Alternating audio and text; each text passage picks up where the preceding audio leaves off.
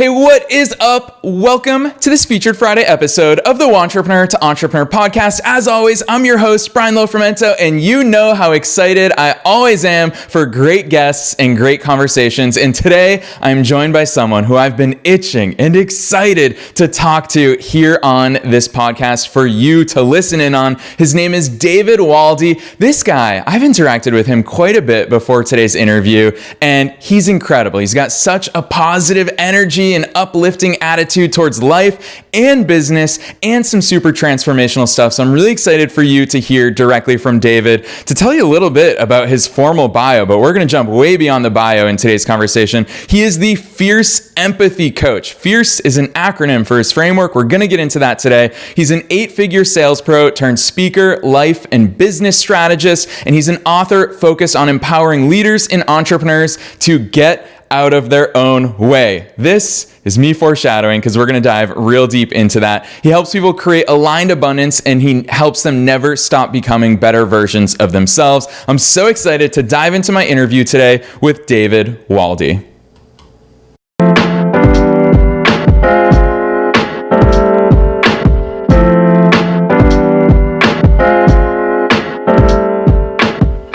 All right, David, dude, you heard your intro. Welcome to the Wantrepreneur to Entrepreneur podcast.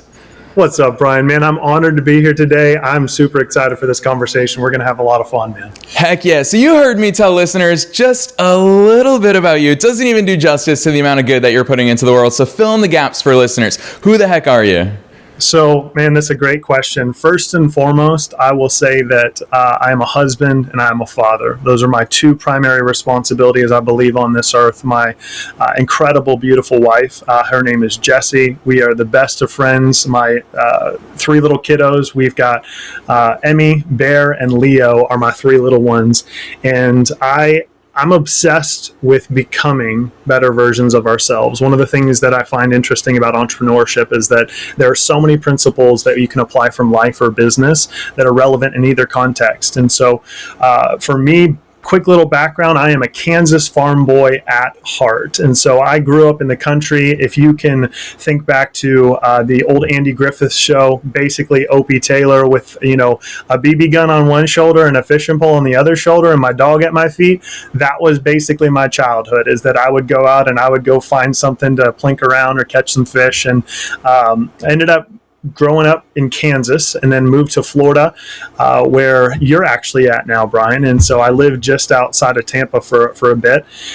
Ended up working out my high school career. I ended up landing a full ride academic scholarship that I turned down. I actually decided to not go to school, not pursue further education because I didn't see it as a good return on the investment for me. Now, I don't hate on college. I think college has its place, but I felt like I had a different path. And so I went into leadership training and development school, where we actually learned all around interpersonal communication, strengths, things like that, which led me into sales and building my career to where we ended up today. Over the past several years, I've had the honor of working with countless entrepreneurs from around the world. I've shared the stage with people like Tony Robbins. I've written a couple of books. I've got one that I'm working on right now that will hopefully be a real book. Can we call it that, Brian? Like, I've written books, but like I want a real book. And so working on that. And every single day, I'm just focused on being a present and loving husband, present and loving father, and showing up for the people that God has blessed me with as clients and friends, community, to be able to serve and empower as we all continue to lean in and never stop becoming. So that's kind of a quick little background for you. Heck yeah, I love it. Now, David, this is a judgment-free zone, but the only question I will judge you on is, what was your sport of choice? So my sport of choice was actually all of them.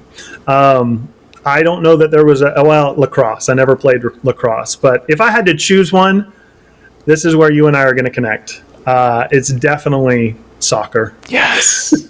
Fantastic. All right. No judgment here today. Just love all around. So I dig that. But David, honestly, there's so many parts of, I love that intro that you just gave us because I do think it touches on so many different points of view. But one thing in particular that I love that you said is that business is essentially a microcosm of life. And I think that you and I, both of us, I mean, we're still young in the grand scheme of the world, but we're deep into this self-transformational journey, our entrepreneurial journeys. And the older and more mature I get, I realize everything is just a microcosm microcosm of life. The lessons that I learn on the tennis court are life lessons. The lessons I learned sitting over a chessboard are life lessons, so much of that. And so I'm really excited for the Wantrepreneur to Entrepreneur audience, use business and entrepreneurship as the lens through which we point towards positive life lessons. And on that note, I think my favorite sentence I've ever seen you write is, I think it's on your LinkedIn bio, and you specifically wrote, "I don't like bios, but what I do like is helping people to become the versions of themselves that they always said they would." To me, there's so much power behind that statement, chief of which is, it almost feels like you're kind of alluding to the fact that we all have a tendency to lie to ourselves and break promises to ourselves in our pursuit of becoming the highest power to ourselves. Talk to me about what's hidden behind there. Yeah, man, it's this is something that we all navigate and we all wrestle with, because when we think about purpose, we think about calling, we think about our potential or why we're here on earth.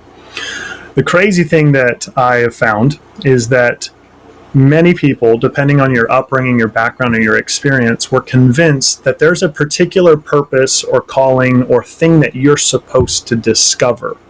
And unfortunately, Brian, for the vast majority of my life, I spent my life chasing an understanding rather than understanding that I could define it. So let me break this down.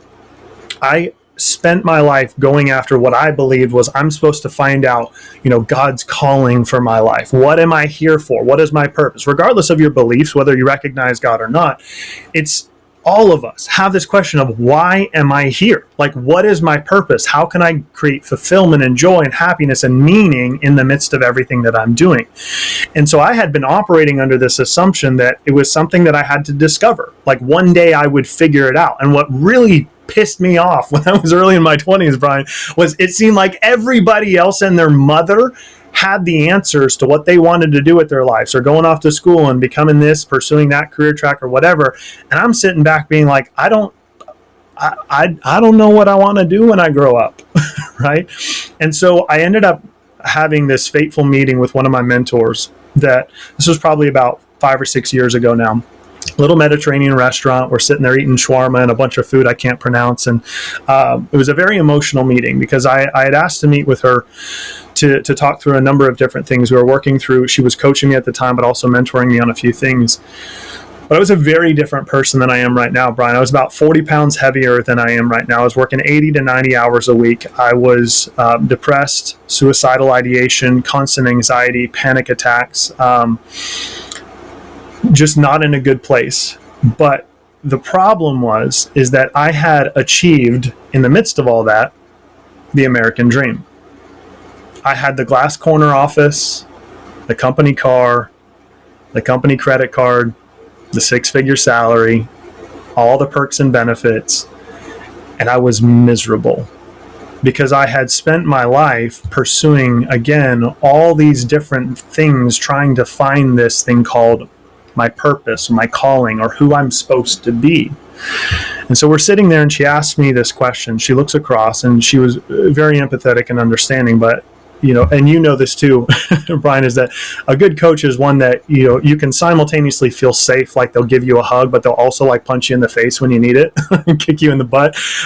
That's what happened with this question that she asked me. And she said, "David, who do you want to become?" And Brian, it's a very simple question, but it was a question that completely, in that moment, for some reason, it just dismantled me. Because I had never had anyone actually ask me that question. Many of us have heard, like, what do you want to do when you grow up? Who do you want to be when you grow up, right? We have all these things as kids. But I'd never actually said, who do I want to become?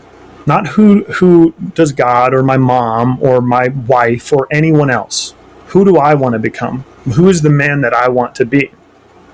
And in that moment, I realized that was the key to what I had been looking for. I had been spending my life trying to figure out, which is what many people probably listening to this today deal with, is we spend our lives trying to figure out what to do. and we exhaust ourselves focused on, okay, what do I need to do here? What do I need to do to fix my health? What do I need to do to fix my business? What do I need to do to get my business off the ground? What do I need to do to grow? What do I need to do to fix my marriage? What do I need to do? And in that moment, my entire world got upended, Brian, because I realized I had been asking the wrong question my entire life. It wasn't that that was a bad question. It's a useful question. It's just not the first question we should ask. The first question we should ask is, who do I need to become in order to achieve success in these different areas, to fix my health, to fix my business, to fix my marriage? Because I was so focused on all the external things that I finally came to this place where I recognized, no, I have to create a vision of the man that I want to become, and I have to fix my eyes on that version of me every single day and align my actions, my behaviors, my decisions, my habits, regardless of how I feel. I have to align myself with that future version of me, and I have to take action today to become that version, to step into that version of myself if I want to create lasting change in any area of my life. And it was in that moment, Brian, where this whole thing came to be, as I realized this is the question that most people have not ever been asked, and it changed my life. So I want to present it to everyone listening. Who do you want to become? Yeah, I got chills as you said that, because it's something I've always kind of thought I'm a bit strange when I get into this mindset. But sometimes where I'm just thinking there, we recently had a holiday, so it was Memorial Day, and everyone's at the beach and everyone's taking a day off and for the long weekend. And I was on the couch really thinking, gosh, well, what would the optimized Brian do today? Because I know what everybody else is doing. What would the optimized Brian do today? And it is almost as if I'm thinking about someone that doesn't exist yet, but that does give me that fuel. And so sure enough, I did have so many introspective thoughts that day. For me, Memorial Day is not a day for barbecues and the beach. It is a day to pay memorial to so many people who fought for our freedoms and gave their lives, the ultimate price that they paid. And so for me, I was like, well, the optimal version of Brian would pay respect to that, and he'd get behind the microphone and create a really touching Memorial Day podcast episode. And that's exactly what I did. I wasn't living to my current ideals. I was picturing that future version of myself. So to me, I want to ask you this question though, because obviously none of us are perfect at that. Like, I'm the first to raise my hand and say, I wish I could always operate as optimal Brian, but I certainly do not. It comes through bursts. What's your take on that? Like, why is there that gap between who we want to be and who we are now? What's the work? What's the perspectives? What needs to fill that gap to get us there? It's a great question, Brian. And one of the hardest things to answer, first and foremost, is that question. There's probably some people listening right now are like, I don't know. I don't know who I want to become. I don't know. All I know is that I don't want what I have right now. Right. And that was kind of the state that I was in. I was looking at my life being like, I have achieved all of this quote unquote success, what everyone else says is success, and I'm miserable. Like I'm done. Like I can't. And this was in my mid-20s, right? Where I still had a lot of life left to live. And for anyone that is wrestling with that gap, or even identifying, okay, who do I want to become? The easiest way that I found was to start with looking at models, okay? So if you think about your health, for example, there are certain things that you might see, whether it's content or it's a book or something on TV, that kind of pulls at your heart a little bit. Maybe you'll feel a little bit guilty, or you might feel a little bit ashamed, but if you look at someone at a certain state of health, fitness, you're like, man, I would absolutely love to have that. Sometimes that's where we have to start, Brian. If we don't have the creative capacity to define for ourselves who we want to become, it's starting to look for models people that we can look at and say, what did they do in order to achieve that result? And how can I model their behavior, model their belief system, model their thinking patterns to replicate to some degree what they did, right? This is true in marriage.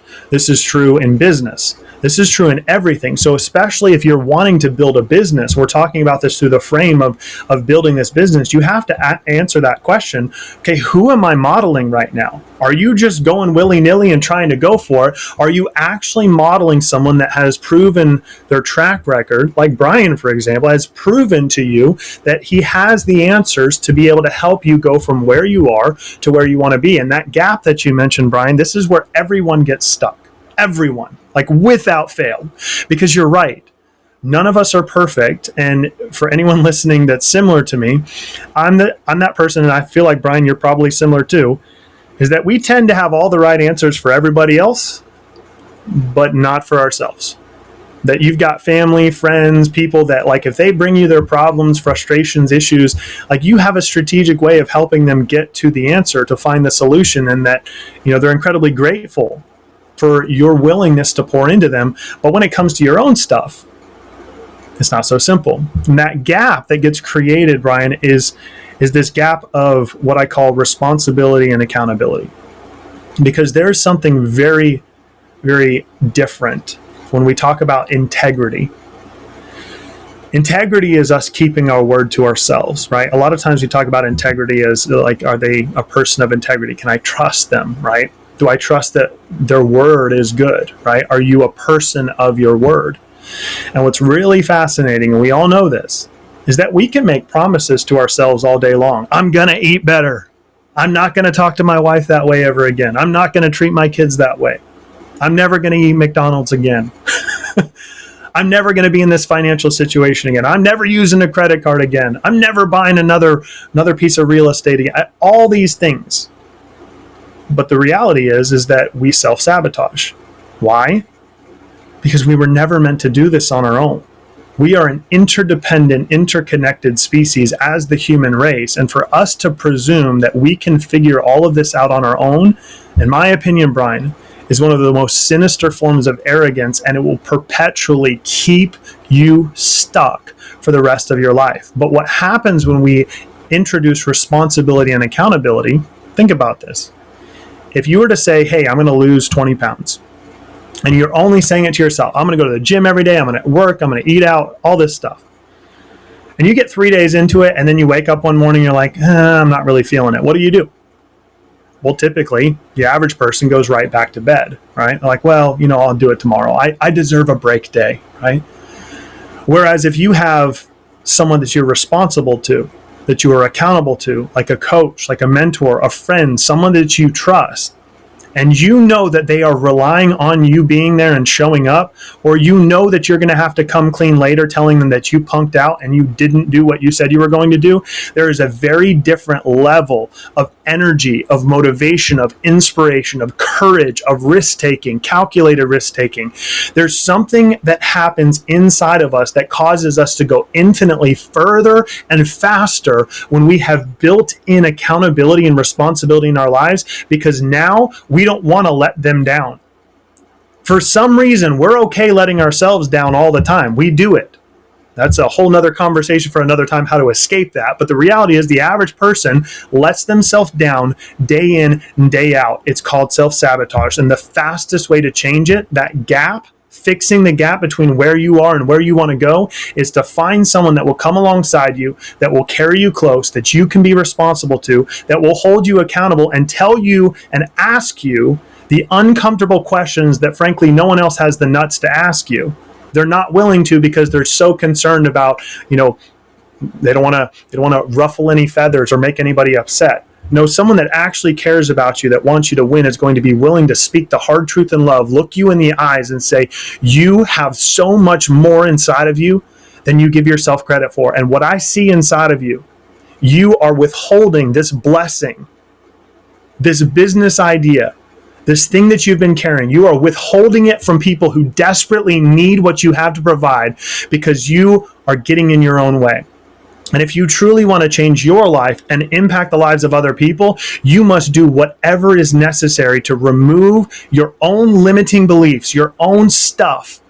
Submit yourself to someone else that can champion you, encourage you, build you up, and kick you in the butt when you need it, so that you can actually get to doing what it is that you said you were going to do by first becoming who you said you'd be.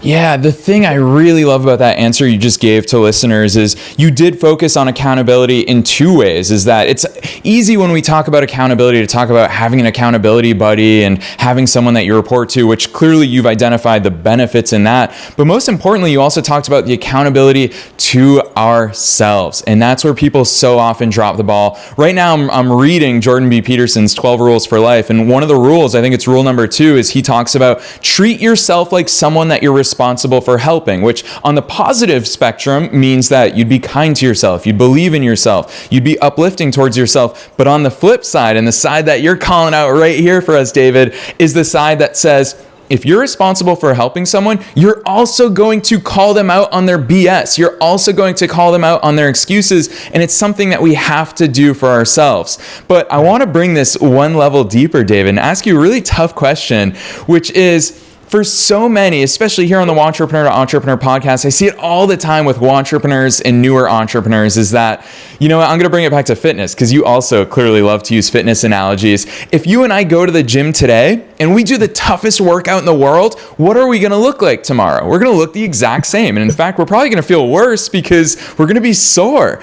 And so the problem with fitness, the problem with business, the problem with anything in life is that success is delayed. It doesn't come right away. If it did, then we'd all have six packs, we'd all run multi-million-dollar businesses, but it's not the reality. It is that patience, it is that faith that gets us through there. But what's your answer when people are putting in the work and they start to slowly give up, slowly break those promises to themselves because the logic in their head is, man, I've been doing this stuff, but like, it's just not paying off right now? Yeah, it's a great question. And what I typically do for anyone in that situation, there's a couple questions you need to answer. Number one is you need to step back and you need to assess your systems and your process, right? So anytime that we're talking about transformational change, whether it's in your health, in your relationships, in your business, let's look at it through the frame of business, because this is all about building businesses, right? Transitioning out of that wantrepreneur phase into entrepreneur phase. If we are looking at wanting to create transformational change, it starts on a neurobiological level.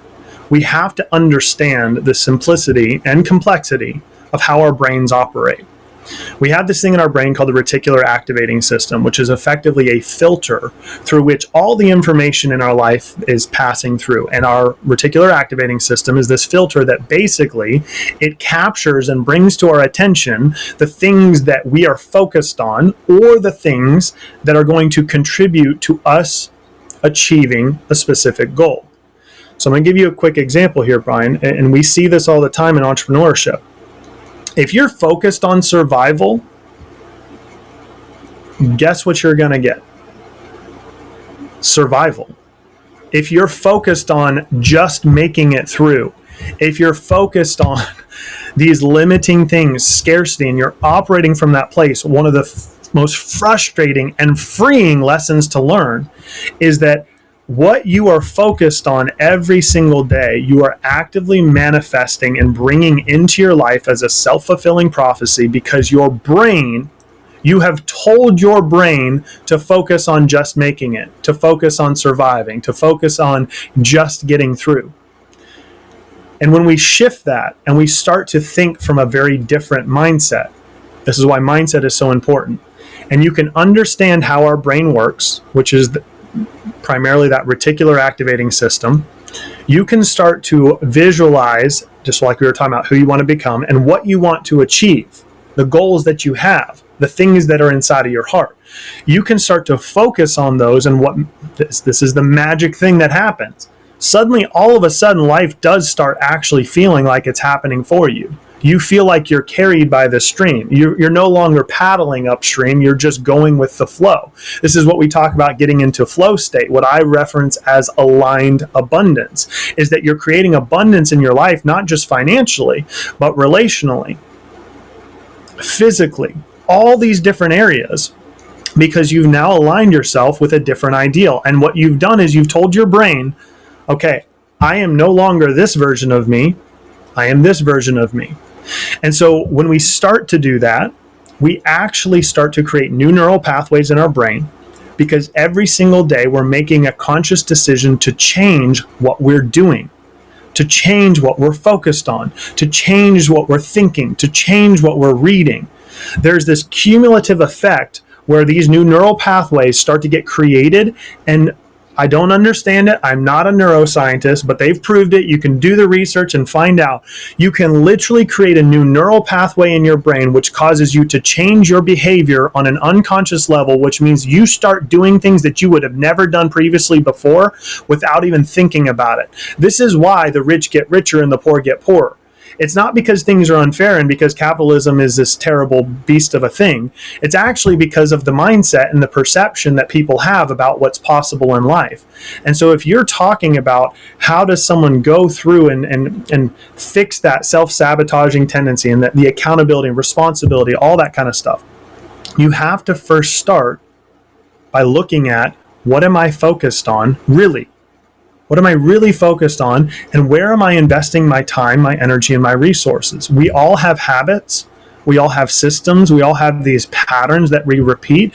But the only way to create actual transformation and change is to disrupt that pattern. And by doing that, you literally rewire your brain, and your brain starts working for you instead of against you.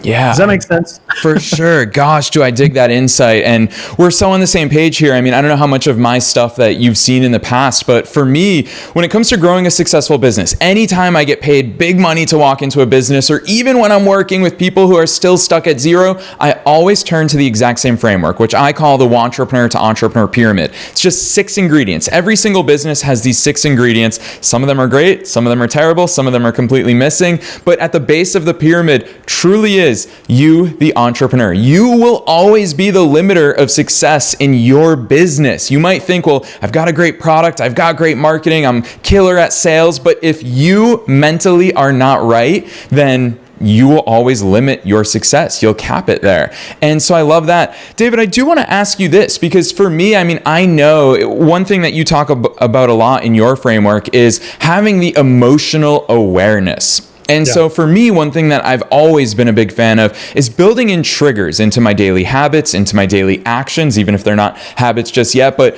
most importantly, I think I build triggers into my mindset. And one of those triggers that really helps me is usually once a week, I always do something with myself called Sunday coffee dates, where I just go on a coffee date with who? With me. And I just sit in a coffee shop, no phone, no computer, and I ask myself this one big trigger of a question, which is always, are we happy with the results that we're getting? If the answer is yes, good. What can I double down on? But most importantly, if there's an aspect of my life or my business that I'm not happy about, it's this one trigger of a question. What needs to change? Because it's a simple concept. If nothing changes, nothing changes. And so for me, asking myself what needs to change, it basically shines a big old spotlight on every decision I'm making, everywhere that I'm spending my energy. And I say, oh my gosh, are those the right things? Like what inside of there needs to change? I want to ask you, what are some of those triggers that get you either to come back on track or to give you that sort of clarity to move forward in the right direction? Yeah, that's a great question, Brian. And real quick before I answer that kind of answers, or clarifies your previous question as well, is that if you're beating your head against a wall because you're constantly, you've been putting in the work, right? Maybe you've been consistent on content, you've been consistent reaching out, you've dialed in your sales and marketing systems operationally, like you understand how fulfillment works, you've got everything humming in your business, but you're not actually getting the results. Part 1 is what we just talked about of modeling, but part 2 is also remembering that, I think it's Einstein's definition of insanity, of repeating the same thing over and over and over and over again, but expecting a different result, is that there is a degree to business where it's going to be monotonous, mundane, and repetitive, and that's what makes a good, sustainable, scalable business, is things that are repeatable, right? You have systems, you have processes, and those get really freaking boring, but they're essential for business growth. However, if you're not getting results from your existing systems, processes, and everything that you're doing, that's where you have to go back to the drawing board and do exactly what you just talked about, Brian. It's like, okay, what do I need to change? Do I actually need to change, or what is it that I need to change? Because markets change, people change, like the opinions of our entire society seem to change overnight depending on what the news stories are. But for to your question, Brian, the triggers that I use, I have found the most effective use of my time and my energy is doing everything I can to position people around me that I trust, that are helping me to activate those triggers on a regular basis. So in my marriage, in my health, in my business, right? having coaches and mentors that I talk to on a weekly basis that are the ones that put me into that uncomfortable situation, but also I don't end up sitting there stuck being like, well, I don't know what to do to change. I don't know what I need to fix. I don't know. I actually have someone that is voicing that question, sitting there with me, asking me intentional questions, helping me to go inside and extract everything from within myself. That's the beauty and power of coaching. That's why I advocate for it, not only as a coach, but as someone that has and uses coaches because of how invaluable they are. That the triggers for me, what you'll find, and you probably agree, Brian, once you create like systems for yourself, it changes when you have kiddos a little bit, especially when you have 3, but it's figuring out what works for you in your life. I do not adhere to these people that talk about the 5 a.m. grind or you got to work until all hours of the night. You do you. If that makes sense to you and you love it and it lights your fire and you can get up at 4 o'clock in the morning and crush it, go for it. If you're a night owl and you want to stay up till 1 or 2 in the morning because that's when your brain is working best and you can execute, go for it. Don't adhere to what everyone else says, the tactics and the strategies, because those are different for everyone. What matters most and what will really create change is figuring out how people believe, how people think, how people process. And this ties again to what you're talking about, emotional awareness, is when we are talking about triggers, how we can actually pattern disrupt. We disrupt our own patterns. Number 1 is useful to have outside voices. But number 2, for me, all practicality is this thing right here, this phone. I have little notifications that pop up at random times like gratitude, right? I'll get a notification that I think is a text. I'll pull it up. I said, what are 3 things you're grateful for? Oh, crap, I'm not grateful for anything right now, right? In the moment. And it causes me to stop and re-anchor and realign and refocus. Everything that I need to do is focus, like centered around that gratitude. Okay, if I'm not feeling grateful in that moment, then yeah, I need to pause for 30 seconds and I need to breathe for a second. And I need to think about these 3 things that I'm grateful for. So building in triggers that are most useful for you. I love what you said, Brian. Maybe it is a coffee date with yourself. Maybe it's you go hike a mountain. Maybe you put reminders on your phone. Maybe it's you get somebody who you say, hey, can I touch base with you every Thursday? And just be honest with you. I'm going to ask this question and I want you to play devil's advocate for me. I want you to know, like, there's no question off limits. This is what I'm going to work through. And I need someone to just be a sounding board to ask me really uncomfortable questions. So that way I can start to extract the answers from within myself, because that's where I find we actually find the answers that we're looking for. Yeah. And David, just so that listeners are clear, I think the reason why you and I hit it off as quickly as we did is because both of us believe that these are very complex topics that we're talking about, but the solutions are almost always the simple ones. And I just want to really add to what you just said, because I think that is probably the truest answer in the world for listeners that you just gave them. Is it really alludes to something that one of my good friends, Rachel Gogos, who's the CEO of a branding agency out in Pittsburgh, she always says to me, you can't read a label from inside the jar. And so often in life, the solutions are so simple that an external set of eyes, that external set of accountability or coaching or any sort of vantage point can help us. So my business partner in the online fitness company that I own, his name is Mark Zimmerman. Podcast listeners are familiar with him, former pro soccer player in Germany. Mark always checks in with me health-wise. He's the one who holds me accountable there. And he'll be like, Brian, how's it going? Like, he knows I want to start eating less sweets. And I'm just like, dude, I have such a sweet tooth. I love right now it's flan. I love me a good flan right now. Oh man, flan. I could crush some flan. Honestly. And there's a place here in Tampa called Flan Factory. Unfortunately, the entire family that owns it knows me by name now. That's how much I love Flan Factory. But Mark says to me, he gives me that external solution and vantage point. He says, Brian, next time you want a sweet, just drink a glass of water. And so he's planted that trigger in my mind, and that's what I've been doing. If you pound a whole glass of water, chances are you can't even fit that sweet anymore. And so it is those sort of external triggers. But like you said, having someone in my camp who's Team Brian, who says, this is the way to affect change. Like, it doesn't come from, I love that you directly just crapped all over the 5 a.m. grind comments out there, because we're not going to do that. If you're like me and you're not a morning person, like I am my best self the later it is in the night. I love staying up late. And so if someone says the solution is to wake up at 5 a.m., it's just not going to be transformative for me. Whereas the simple solutions, the ones that are easy to implement, and most of all, the ones that I will actually incorporate into my life, those are the transformational ones. So I love that insight, David. As we get towards the end of this conversation, there's so many touch points. I'm going to peer pressure you to come back on again soon because this is fun. I want to ask you though, because everything about you, whether people check you out on Instagram or TikTok or go to your LinkedIn or anywhere that you operate, you always talk about fierce empathy. And I know it's your framework. Can you guide us through a little bit why fierce empathy? What the heck does that mean to you and why is it so important? Yeah, so fierce empathy to me is, and hopefully I'm coming through okay, Brian. I think I've got an internet issue here, but we'll roll with it. So stop me if I'm cutting up too bad. Fierce empathy is one of those things that took me a lifetime to conceptualize, because I'm one of those people that in a former life I was the nice guy, the people pleaser, the one who is always there, the one that people, and I'm sure there's people that are listening that probably resonate with this. If you're the type of person where people always bring you their problems, they know that you're safe, they know that they can trust you, you're dependable, you're loyal, you're responsible, you're respectful, like you're a hard worker, all these different types of things.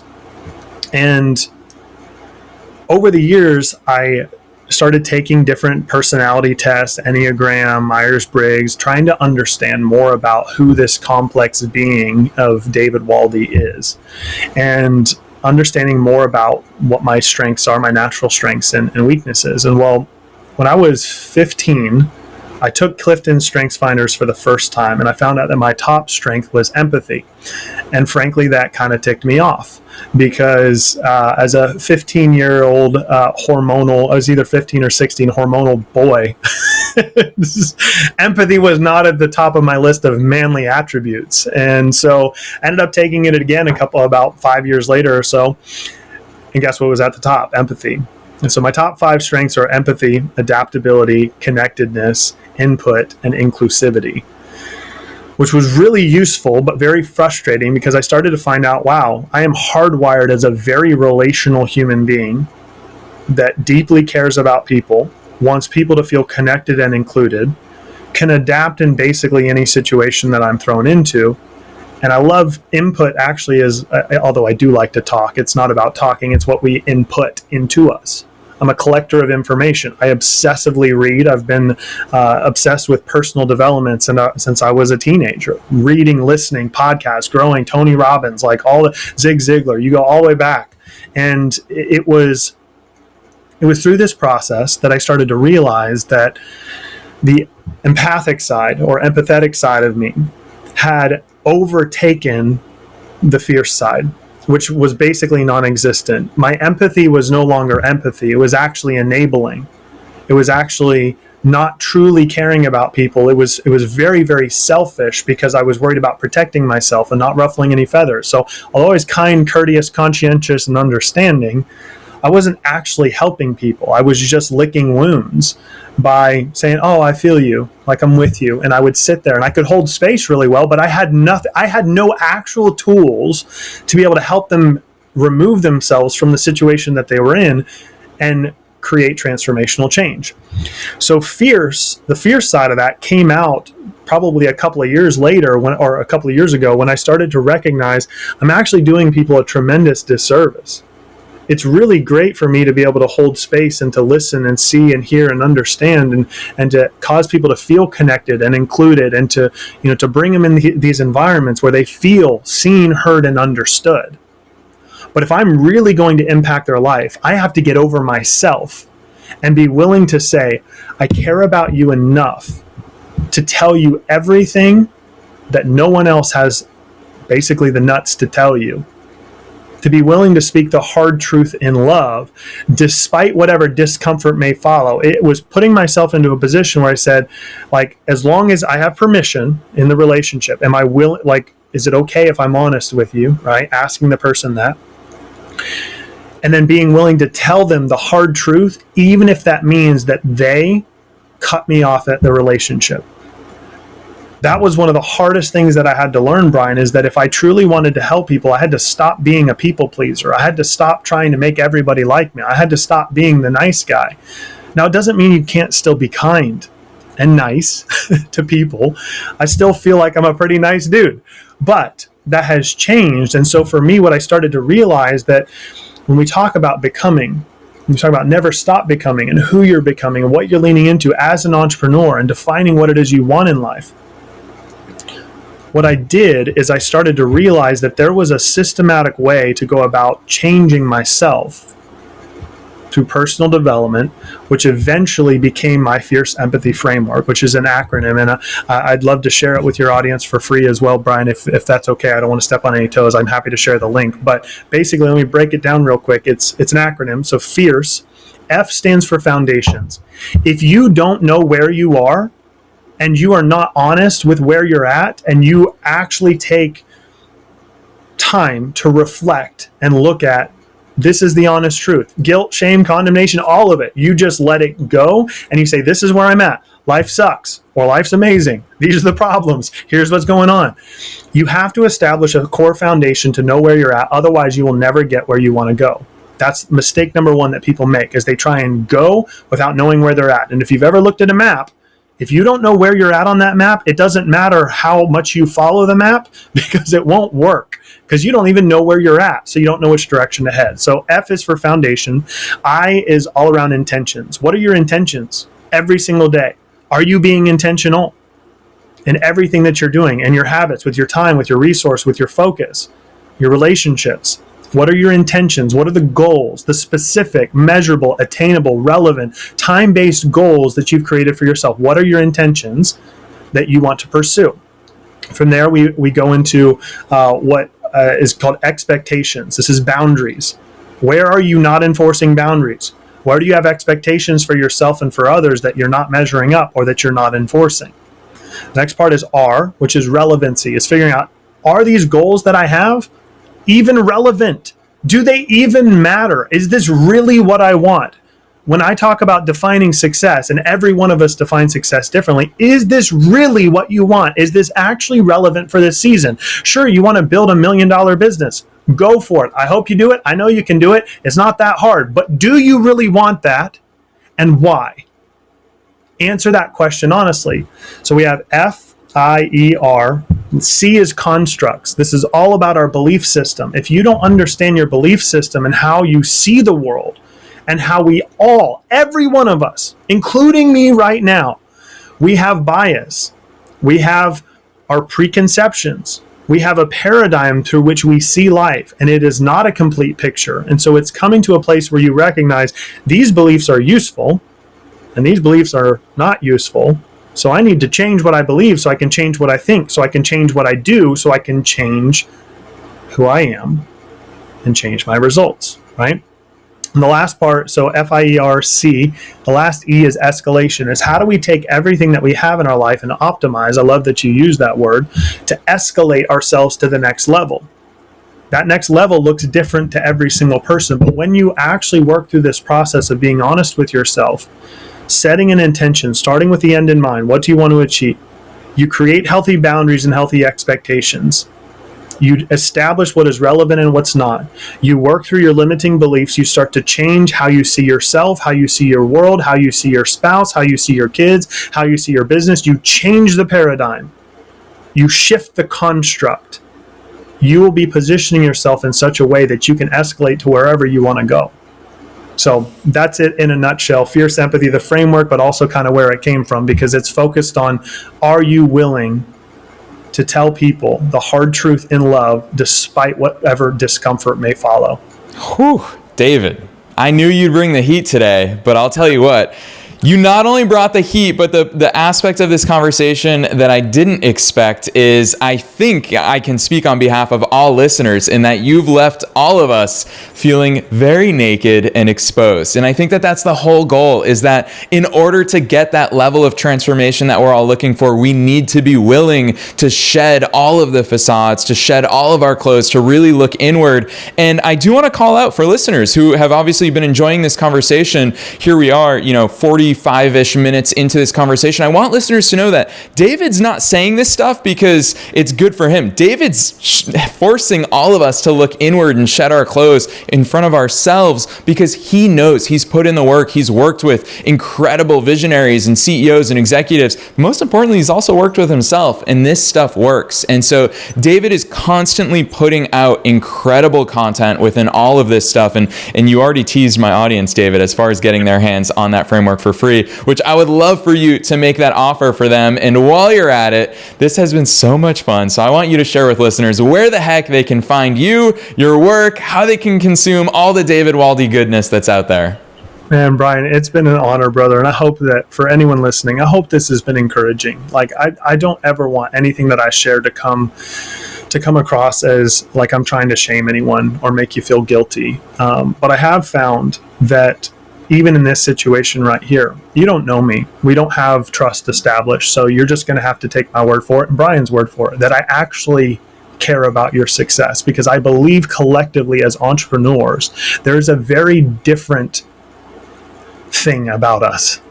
And we are the ones that I believe in my heart of hearts that have the ability to affect transformation and change, not only in our lives, but culturally.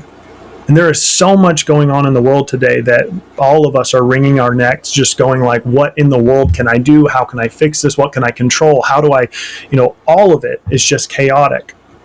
And so when I say these things, I say it because I want you to win. I want you to get brutally honest with yourself. I want you to be willing to sit in the pit with yourself and say, you know what? Yeah, I fucking suck. Pardon my French. Actually, I don't know if I should have said that, Brian. I should have asked you ahead of time if this was PG-13 or not. You're now one of about maybe 3 guests in almost 500 episodes who have dropped an F-bomb. You've done it, David. Please delete this section. Let me back up and start over. We don't edit. We don't edit. Everyone's going to witness this.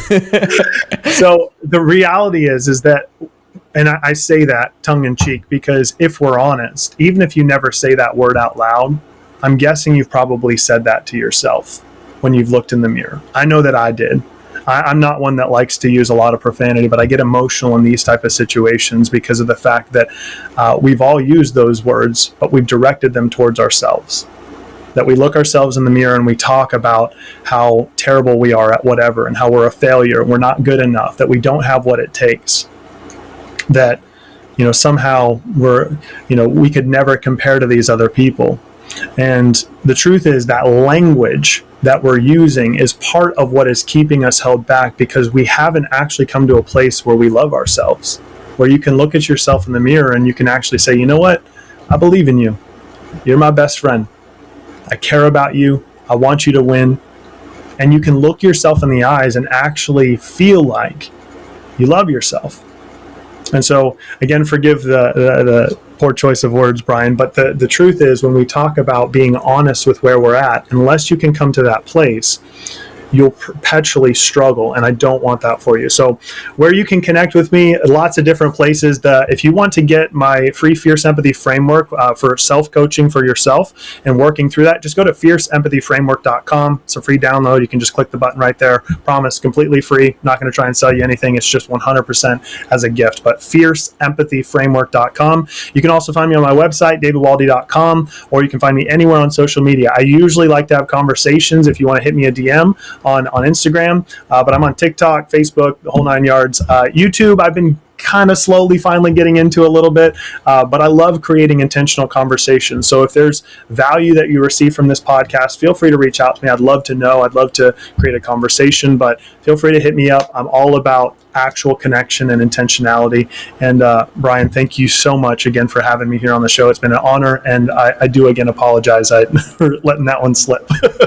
No, man. Honestly, I think that the point in the conversation which we were at, I hope that a lot of listeners were right there with you and wondering, what the F am I going to do to get that transformation? So, David, I love the slip from you, because I do think it's so appropriate right then and there. And it also adds to the folklore of the Wantrepreneur to Entrepreneur podcast, which we've never edited anything from myself or any guest ever. So this is the real stuff that comes out in these conversations. So to all of you listeners, I do want to just add to what David said. And when he says like he lives off of interactions, he's the same way as me. How many times have you all heard me say, email me, please email me, David is literally the same way on Instagram. The fact that every time I DM this guy, he sends me a voice memo back like it's really him reading your stuff. He'd love to hear you. He loves helping people out. Otherwise, he wouldn't run his business. Like, we are all doing this because we love to help people. So definitely search David Waldy on Instagram. The content he puts out, I consume it all the time because it always leaves me super fired up. I'm also a TikTok junkie.